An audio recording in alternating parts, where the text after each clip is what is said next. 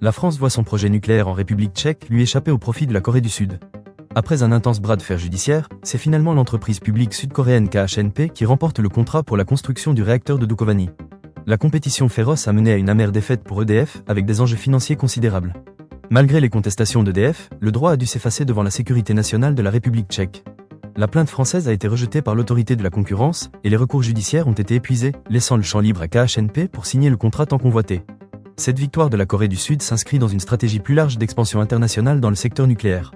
Le contrat remporté par KHNP ne se limite pas au réacteur de Dukovany, mais inclut également la construction de 4 réacteurs au total. Ce virage stratégique de la République tchèque vers des réacteurs coréens représente un marché potentiel de près de 25,8 milliards d'euros, privant ainsi la France de contrats majeurs et d'une relance de son influence dans le secteur nucléaire en Europe centrale. Au-delà de la simple défaite commerciale, c'est également une défaite diplomatique pour la France face à la montée en puissance de la Corée du Sud dans le domaine nucléaire.